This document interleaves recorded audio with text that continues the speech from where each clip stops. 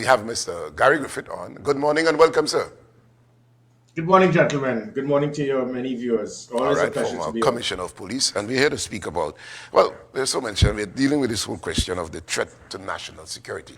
All right, why was the SSE set up, and what was the functioning, or why was it established in the first place? Sure. So that was set up sometime in the mid 90s, and it is in line with international best practice. If it is that you have law enforcement, they must be intelligence driven. There must be some cohesive organizational structure where there's an intelligence body to guide law enforcement in the performance of their duties. Failure to do that, it means that it will be just a knee jerk decision being made as it pertains to police operations, law enforcement, border protection, national security protection. We can equate this to the CIA and there are other intelligence agencies around the world, MI6 and so forth. So that is something that is critical. You need to have that type of intelligence body to be able to take information and then turn it into intelligence upon which you can now have a proper structure to have proper operations. All right, so there's an individual tasked with the responsibility of reporting the activities, the functions of the SSA, and that individual is supposed to report to who? The SSA reports directly to the National Security Council and primarily the Minister of National Security, who is part of the National Security Council. The Director of the SSA, the Chief of Defense Staff, the Commissioner of Police, they act as advisors to that National Security Council. So the National Security Council is primarily that base of politicians who will guide policies. They will do policies, but they cannot. They don't know the direction unless they are guided by the professionals who are highly qualified in law enforcement, criminological theory, policing, and so forth. So that is where the SSA, they will go directly under the direction for policy and report to for administration via the National Security Council, that being the Prime Minister, inclusive of the Prime Minister and the Minister of National Security. The problem exists, however, is that when we looked at the problems that took place in the 1990 attempted coup, the problem existed in that we have several intelligence agencies in Trinidad and Tobago. Let's not just feel that the SSA is the be-all and end-all. You have an intelligence body from the Trinidad and Tobago Police Service, you have from the Prison Service, you have from the Trinidad and Tobago Defense Force. I, in fact, was head of intelligence for the Trinidad and Tobago Defense Force. And what happened in 1990 is that there were so many different intelligence agencies. Everybody had a little bit of information as it pertained to what would have taken place in the coup prior to it happening. And had they worked together in a cohesive unit, they would have been able to take all of the information accumulated and be able to pinpoint that this is what was going to happen on that eventful day. And they did not do that. And that is why a commission of inquiry was set up. In that commission of inquiry, the number one recommendation is lack of communication, lack of coordination between different arms of the protective services as it pertains to intelligence gathering. That is why they recommended the National Operations Center. The National Operations Center is similar to what you have around the world. New York did it after 9/11. You see it in all different agencies. In the United Kingdom, it is known as COBRA, COBR, the Cabinet Operations Briefing Room. So that National Operations Center was supposed to bring different arms of the protective services, having all of them represented in a building with all of the screens, all of the cameras. It was set up. This probably was some of the most sophisticated technology and equipment that we have in the Caribbean. No other country has it.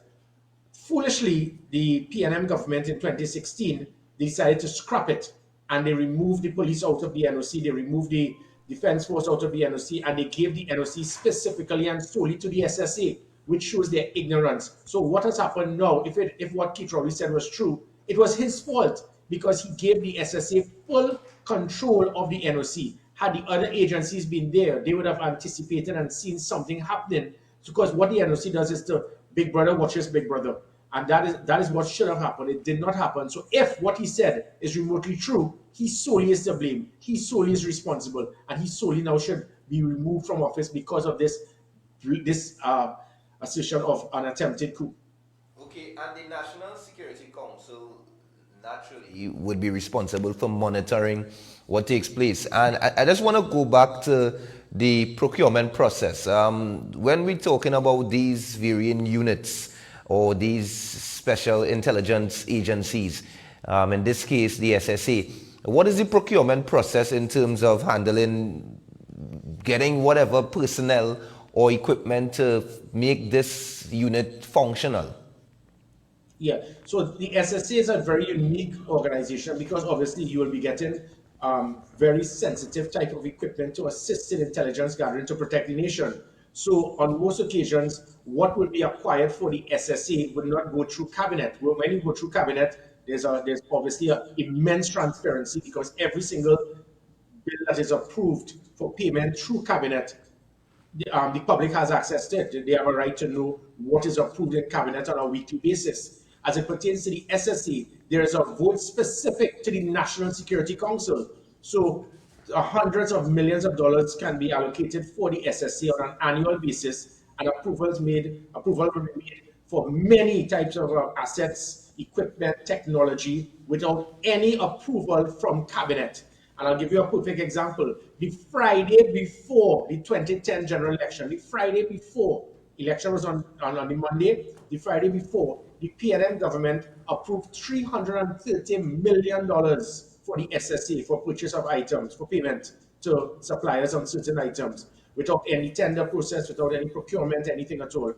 So the SSA provides an avenue that sometimes it can be flawed, it can be misappropriated. I don't think it is the ideal thing, but again, it is something, there's a reason for that, where you do not want every single member of cabinet and the public to be aware of the type of sensitive and sophisticated technology that is acquired.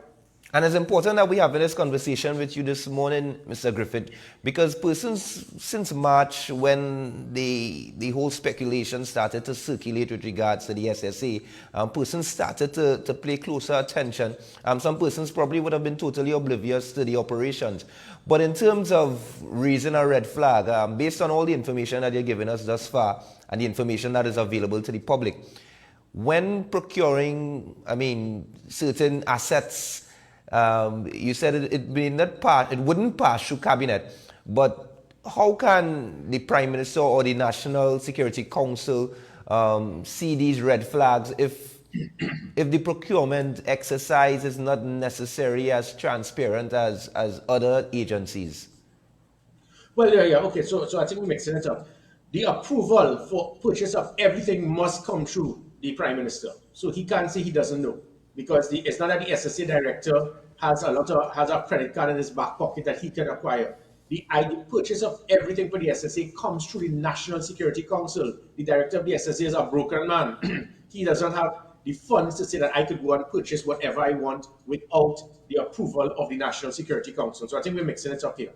What I was speaking about is cabinet approval. So there's cabinet approval based on that $50 billion budget, and then there'll be about $700 odd million through what is known as the National Security Council Secretariat. And that secretariat has their own budget for hundreds of millions, if not billions of dollars annually, that there is no transparency pertaining to that. So as it pertains to this particular matter, with whatever items being purchased or whatever, the Prime Minister must know, because it must be approved through the National Security Council Secretariat, who reports directly to the Prime Minister and the Minister of National Security. The reason I can state all of this is that I was a Minister of National Security. I was a member of the Defense Force, working in the Joint Operational Command Center. I was the National Security Advisor, and I was the Commissioner of Police. So the nonsense being stated by the President Minister and the Prime Minister is foolhardy. Everything that must be purchased and acquired must come through the Minister of National Security or the Prime Minister, because the SSA doesn't have funds to be able to go and purchase anything willy-nilly without their approval. So that's what they're saying is totally false. What I was trying to state is that these things are acquired without cabinet approval required, because there's a specific budget in the National Security Council Secretariat, and that budget can only get approval from the politicians and not the director of the SSA. All right, so let's go now to, just go back to the point you made about the SSA and the role that it plays as an intelligent gathering unit. You mentioned that, and of course, the National Security Council feeds off that. All right, so the Prime Minister would have cautioned the nation.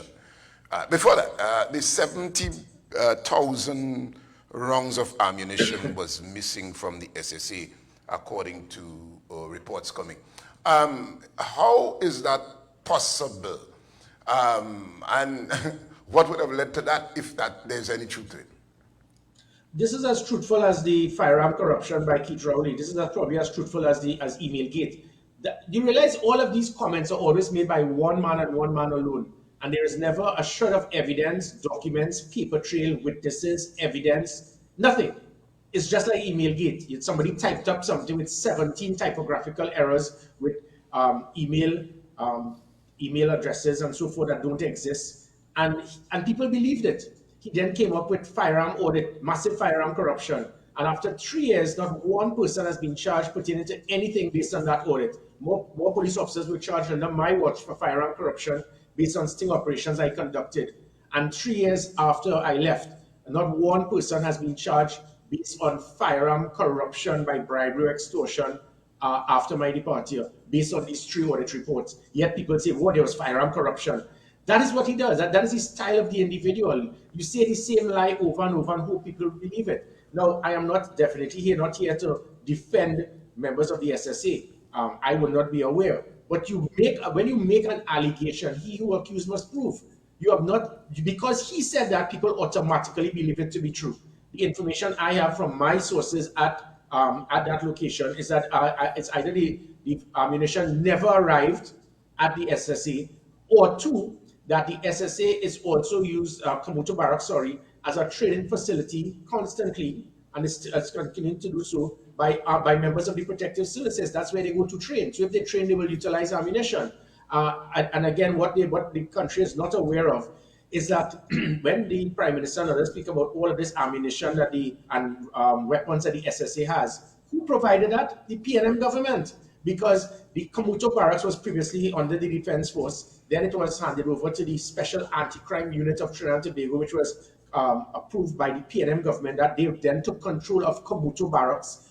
After in 2016, Brigadier Eddie Dillon, as the Minister of National Security, after SORT was disbanded, SAUTT, he handed over Kamuto Barracks to the SSA. So all of the hundreds of weapons, the hundreds of thousands of ammunition that belonged to the Defense Force and the Police Service at Kamuto Barracks, when it was handed over to them after SORT was disbanded, this is SAUTT, not SORT, he then handed over everything to the SSA. So the SSA became the sole custodian for all of the weapons and ammunition and so forth, and the assets in Kamuto Barracks. So that is why SSA had it. They're not stating that. So when the Prime Minister said SSA purchased 100 new weapons, the then Director, Roger Best, is broken as it pertains to having the authorization to purchase anything unless it was approved by the Minister of National Security and the National Security Council Secretariat. He does not have that purchasing power. The reason I can say that is when I was looking to get increased technology to assist the government in intercepting and so forth, I had to use police assets and then hand it over to the SSA to make sure they were responsible. I didn't want the police to be involved because we had rogue elements in the police that would want to manipulate the system based on political directive to monitor the phone calls of political opponents, which is exactly what our minister did to myself and the then director of the SSA when he tried to interfere and harass us and intimidate us to put a junior police officer to be in charge of this sensitive equipment that can tap into any single phone of any citizen in this country, including those persons who are watching today. That is the danger of what has taken place, which is why I continue to speak about this known as democratic dictatorship. So as I said, so the SSA with all of this ammunition missing, you say that an audit was conducted. This government is known as the audit government. They did an audit with Barrington and Pritchard about firearms. They did another audit with Stanley John on firearms when he has no investigative training. They did another audit hiring 4 persons who were so foolish. They did an audit without even speaking to the head of the organization. They then came and did an audit with the Auditor General. You then come and do another audit as it pertains to procurement with the Trinidad and Tobago Police Service. That is what they do. They then do an audit with the SSA. So what they do is hire civilians, maybe closely aligned to them, pay them big money, and then utilize the report that is littered with, it is alleged, we have been told, and it is rumored.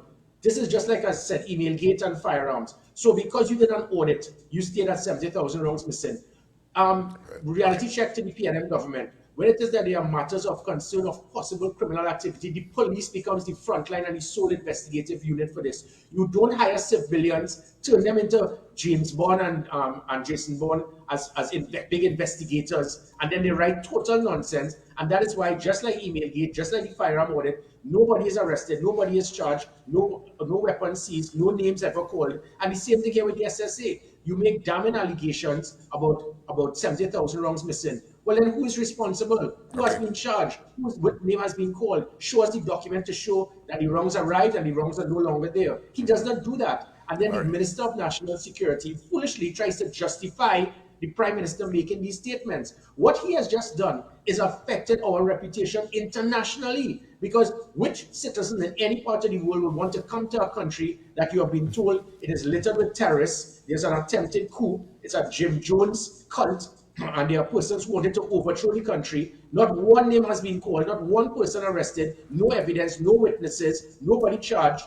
which means that the individuals will still be out there. Why will anyone want to venture into a country with terrorists walking around the place, possibly sleeper cells still in the SSA? Why would anyone want to invest in this country? So the stupid comment by Fitzgerald Hines to justify Keith Rowley making a statement with no evidence, no witnesses, no facts, no data, nothing at all, shows the incompetence of this government. All right, Mr. Griffith, I want to go back to the point you made about what the SSC provides, intelligence for the National Security Council. And going back to the point you made, in fact, there's where I was going, when the Prime Minister cautioned the nation that there is a cult in the SSC that can destabilize or overthrow the government. Now, you mentioned earlier that that's the role of the SSC, to inform the government about intelligence that we, the ordinary folk, may not be privileged to. I want you to go, the statement that the Prime Minister made, which you just condemned, about possible threat to our national security, given the anniversary of 1990 is right around the corner.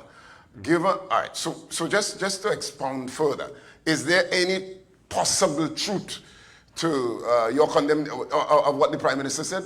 You condemn what he just said, but will a Prime Minister just come up overnight and say it to the nation that the SSA, the very intelligent gathering agency that is to provide information that you admitted to earlier, that has information that there's a possible cult that can overthrow this government?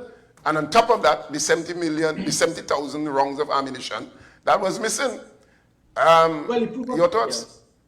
The proof of the pudding is in the eating. We would have seen it before. Remember Emailgate? This man went to Parliament and hid, because Parliament is the one place that you can lie to discredit people and not be sued. You bring out a piece of paper that was in your mailbox, typewritten, you kept it for several months, you didn't send it to the police because you know you could be charged for wasting police time if it is you put a false report. You read it in Parliament, and anybody, I mean, I have an 8-year-old nephew who could have seen and said, but uncle, look, it has anan@gmail.com, and then the next one has ANAND. You can't have different email addresses to continue the pattern. You then have anan@mail.com. There's no such thing as mail.com. You then had another person with a comma.com instead of a full stop.com. Anybody could have seen it was typewritten, but you had 100,000 odd people in this country so foolish to believe it because Keith Rowley said so. So he's good at it. He knows I could say any nonsense, go in Parliament and lie. That is why he wanted to do the firearm audit in Parliament, because you hire people, pay them big money, let them write what they want, and the reason I could justify this is that 3 years later, not one person has been arrested based on these 3 audits. So it shows the lies. And in that firearm audit, he stated that persons had semi-automatic weapons, they changed it to automatic. That is a criminal offense. Why don't you call a name? Why wasn't any weapon seized? And why wasn't anyone charged? He then said people committed domestic violence and got a firearm. That is impossible because your wife has to sign it. And if it is that it was true, call the name of the person in Parliament, seize the weapon. He also stated that people bribe persons to get firearms. That is a criminal offense. Why hasn't anyone been arrested? Why hasn't the weapon been seized? And why did you call those names? He can't do it. So going to the SSA, it is the same pattern. Now, I am not stating that it is impossible that it didn't take place. But the fact of the matter is that he could say the same thing. And the opposition could go in Parliament and say there are 3 members of government involved in a coup to remove the Prime Minister. Anybody could say anything. The justification comes in if you bring data, you bring evidence, you bring facts, you bring witnesses. The police conduct an investigation and charge persons. None of this has been done. So you just come with a piece of paper, just like he did with the 3 firearm audits, willingly make wild accusations with, as I said, no data, no evidence, no witnesses, no documentation, nobody charged, and people believe it. And that is the point. And even if it was true, had it been remotely true, what justification you have to just give a hidden A? I know it's like, you know, those kind of bacchanal wajangs. I know something, you know, so let me just give you a little snippet of it, but I wouldn't tell you the rest. That is what he will do. And why can't you tell us the rest? And why bother to give information while some matter is still ongoing? You have now compromised the investigation by basically letting the persons know in advance, this is what we know, this is what we picked up, and this is what we are targeting. You have now compromised an ongoing police investigation. It's the same thing like firearms. I can put my hand on a block to say that every single police officer is not guilty of being involved in anything. I arrested hundreds of police officers under my watch for all sorts of different things: corruption, kidnapping, rape, murder, whatever. So you can't put your hand on a block for every police officer, but to just openly say this is what was happening with firearms, and you give snippets of it whilst the police are still investigating, you have now compromised the investigation. And that is my point. If it is that anything he said is remotely true, this should be a police investigation, not an audit. And that's what they use. They use the word audit to take control of the investigation. And then because of their ignorance in law enforcement, they make statements that affect national security. His comment has done nothing to make the country feel comfortable. In fact, you have now put fear in the country because you're stating there's a coup, there's a cult, there are terrorists, there are plans to overthrow the country and remove the government.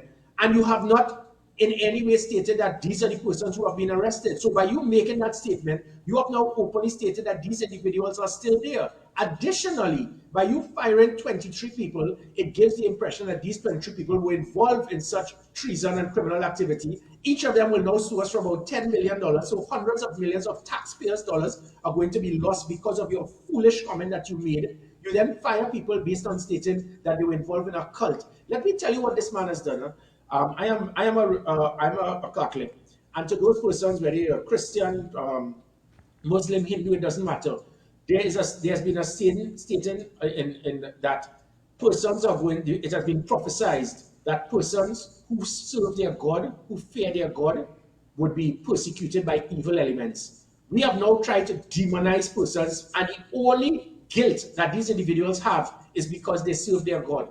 There's a certain church where there's a handful, about 10 persons from the army and the police, and that makes these individuals an enemy of the state. How dare you demonize church-going people because they went to church? That is what it says, because he has now labeled them a cult, something similar to Jim Jones Kool-Aid. The only Kool-Aid that is being drunk right now are persons who are fanatics of the PNM that can blindly believe this foolishness. Yes, Mr. Griffith. So we want to just shift from the SSA situation and speak to a broader sense in terms of strategic planning to deal with gun violence. Now, you can refer to your tenure as Commissioner of Police.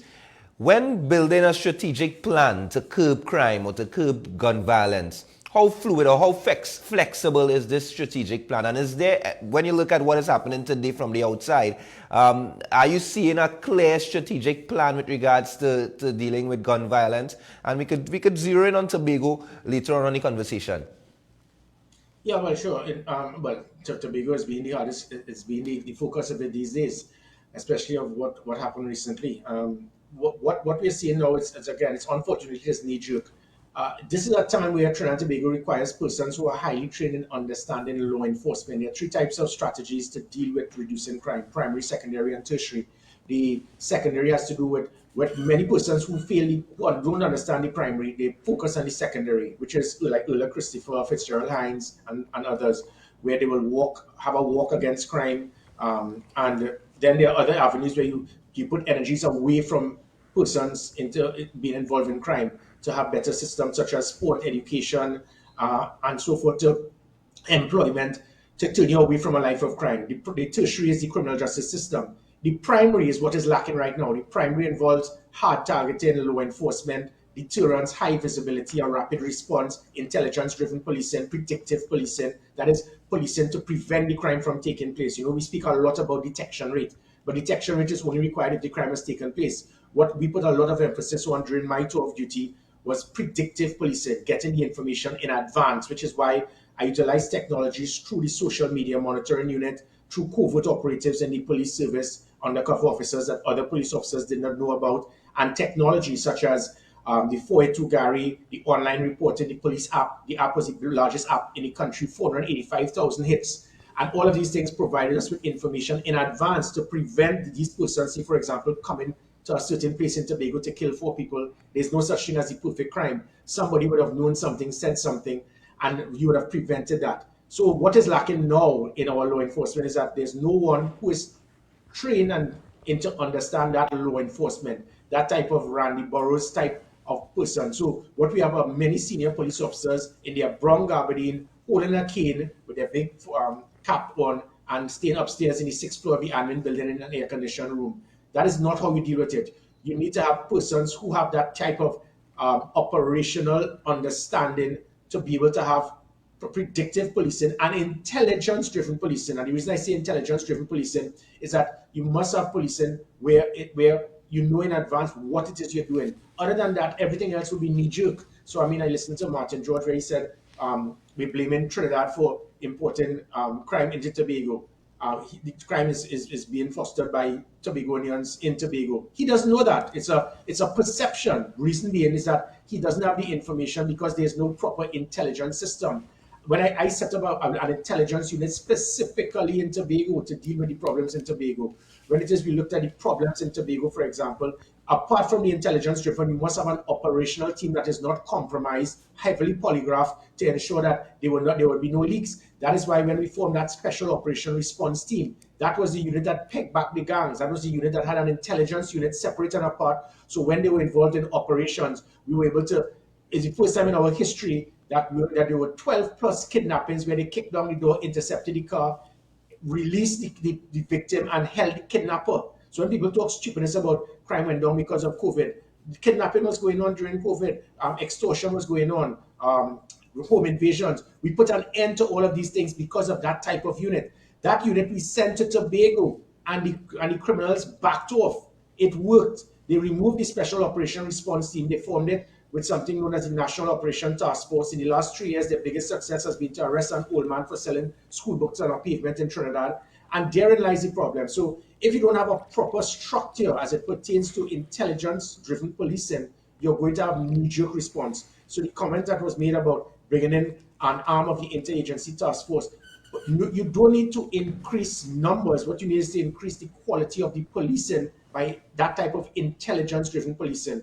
I know there was an ACP, I think he's coming on after. He actually made the statement and he said that people condemned him for it. And that is unfortunate. Sometimes people are afraid to face the truth. If it is that what he was seeing and anticipating something happening, and he would have probably put preventative measures to deal with it. And because he may be tactically and operationally sound, others did not see it. They didn't want to face the truth. And now Tobago is facing the harsh reality.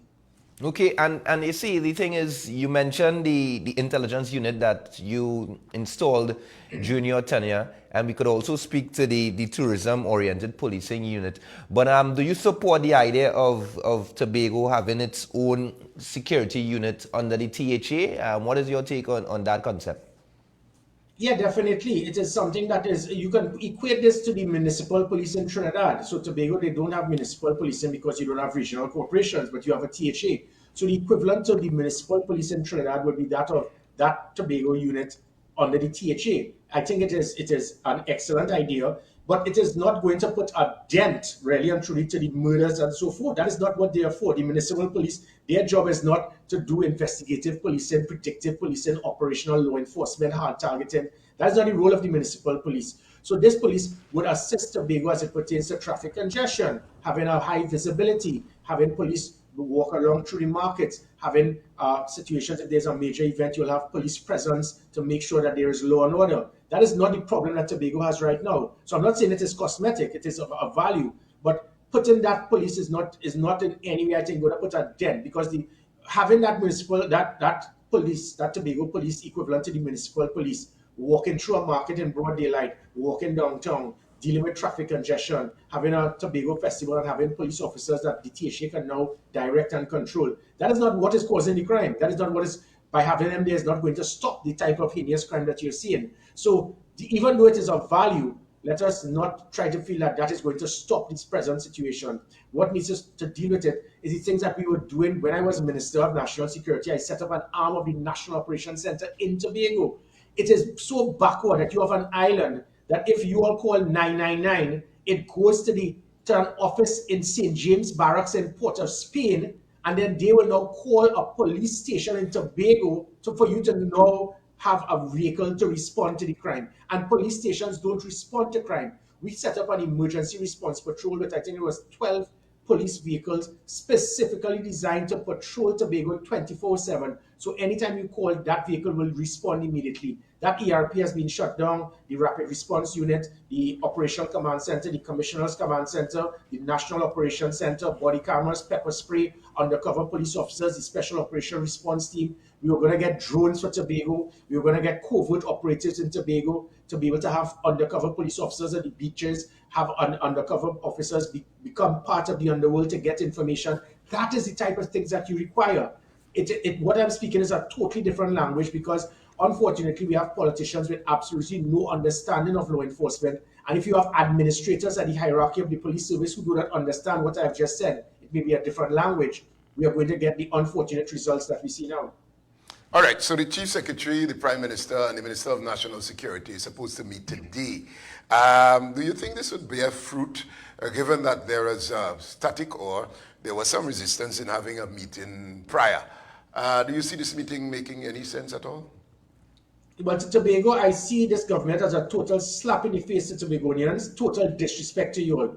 As the Minister of National Security and the Commissioner of Police, I understood that a safer Tobago means a safer Trinidad. Reason being, the more crime goes up in Tobago, the more resources and personnel you have to take out of Trinidad to take to Tobago, which will now make it harder to secure Trinidad, which is why I did everything to secure Tobago, which is why in that that tour of duty as Security Minister and Commissioner of Police, every 3 months or so, I will go to Tobago and meet with the stakeholders, meet with the senior police officers, meet with the business organization, meet with the THA, I'll meet with Orville and these guys, and they will speak and tell me what are their concerns, what they need, what they want, what are their recommendations. We will then take that to come up with a proper operational plan.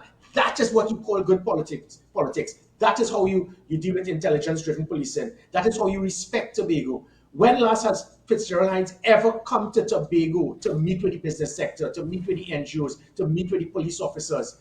I don't think he has ever done so. When has the Commissioner of Police gone and done the same thing? You've got to get to Tobago. So by asking the THA Secretary, you come to Trinidad and come and meet with us and let us talk as politicians. Keith Rowley has no training, qualification, experience, or understanding in law enforcement. So what this is going to be is a talk shop, and they're going to come up with a brand new plan of some new unit or increased patrols and increased roadblock. That has always been the new thing now with policing. When it is you don't know what to do, you look for a public holiday to have roadblocks, and you look to try to put something just to inconvenience persons. That's not how you deal with reducing crime. You've got to put that hard targeting, that rapid response, that high visibility, intelligence-driven policing, predictive policing to peg back the criminals and take away the product of opportunity. The concept in criminological theory is that crime is a product of opportunity. The greater the deterrent, the less likelihood persons would commit crime because now they know there's a greater possibility of them being apprehended. There's no deterrent in Tobago at this time, so the product of opportunity has risen. So, and again, it could go right back to the United States. 31 of the 45 US presidents had military service, so they understood national security to some extent.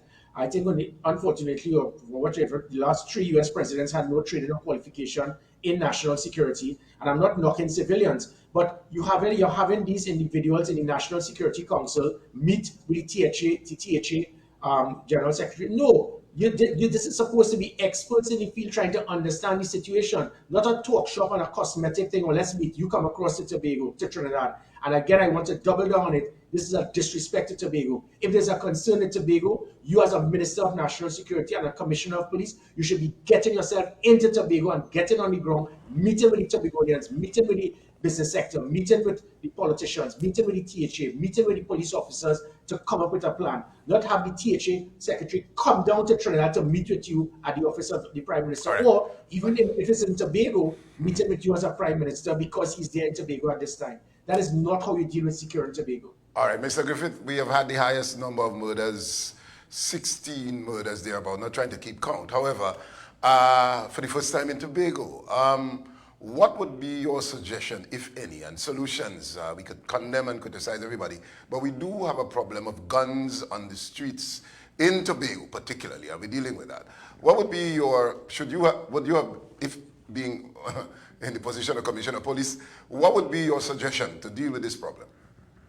Well, I don't know if we have short memory. My suggestion would have been exactly what I did just 3 years ago. And as I did as the Minister of National Security, one, set up a National Operations Center in Tobago that was shut down, making sure you have different arms of the protective services intelligence unit in one area, being able to coordinate information on a daily basis. Two, you have a 999 system set up in Tobago, so when people call in Tobago for 999, it goes immediately to the National Operations Center. Three, you have the Emergency Response Patrol with 10 vehicles strategically placed as a grid throughout Tobago, which means that you can have a response in 5 minutes. That will will take away the product of opportunity. Not people make a call and you try to find a vehicle in a police station to be able to go across there.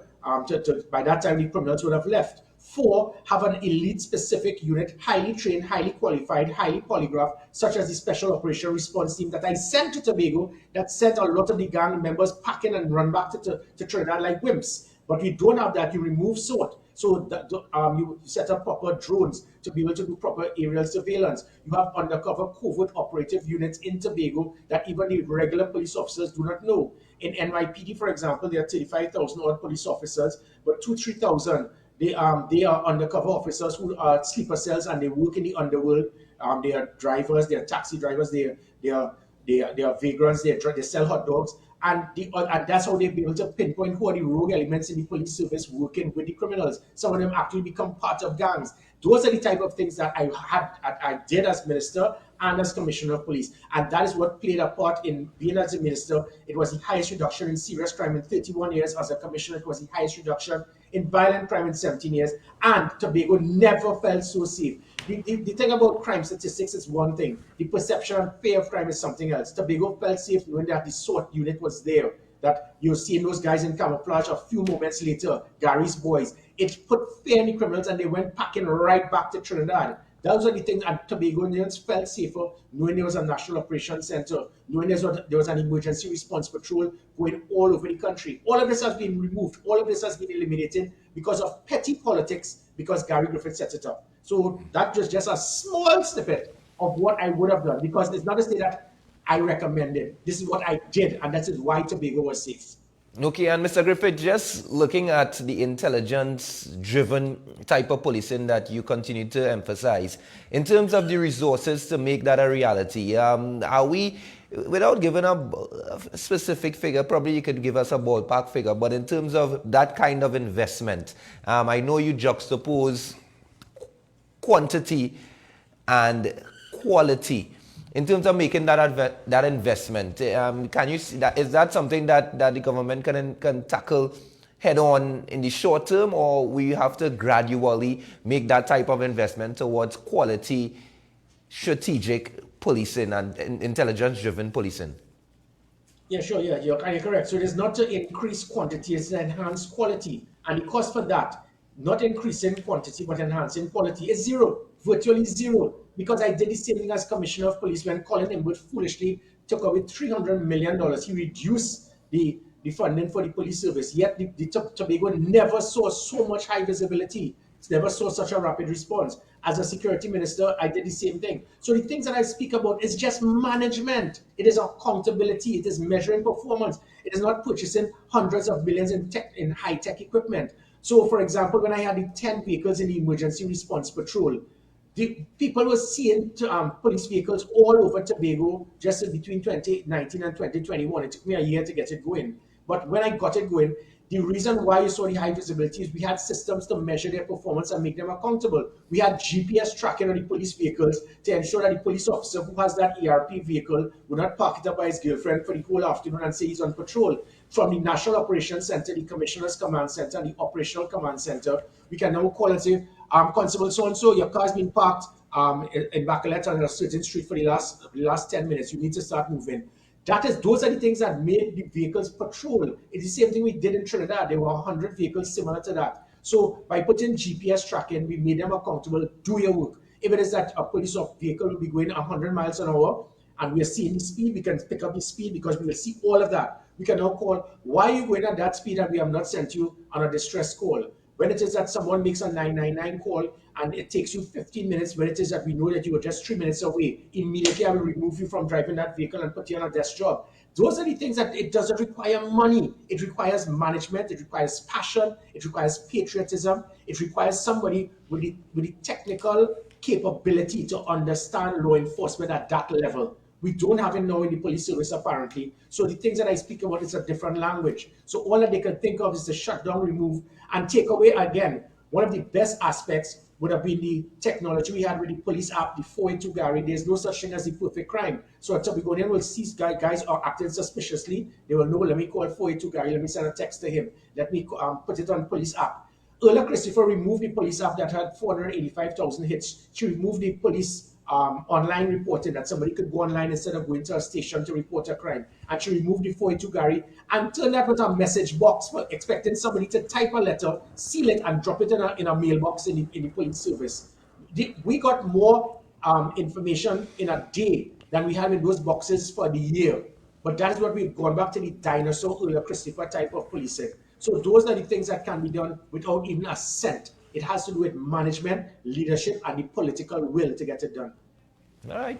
Okay. Well, we want to thank you this morning for having a conversation with us, covering the issues that we are plagued with in Trinidad and Tobago, and adding some clarity with regards to the procurement process with the SSA and the role and function of the National Security Council. Any parting words, Mr. Griffith?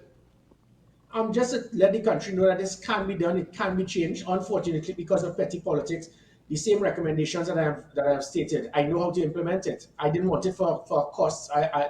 But this country has provided me with the expertise, the training worldwide for me to be able to understand that type of law enforcement and that hard targeting. I offered the state at no cost to show that this can be done. They refused. Instead, earlier Christopher decided to hire Stephen Williams at $50,000 a month, and we could have seen Stephen Williams' track record. So it is unfortunate, but as I said, public trust and confidence in the police was 59% just 3 years ago. It is now 8%. And that plays a big part towards crime increasing if the public lose trust and confidence in the police. These are the same police officers. They're some of the best in the world. If there's not proper leadership and systems to measure their performance and make them accountable, that is what will cause that 59% to go down to 8%. So I give the assurance to Trinidad and Tobago, this can change, but you need the political will. This present government, they do not have that political will. So if you want that change the government democratically when the time comes. All right. All right. Thank you again, and we'll chat again. Thank you very much, sir. Take care.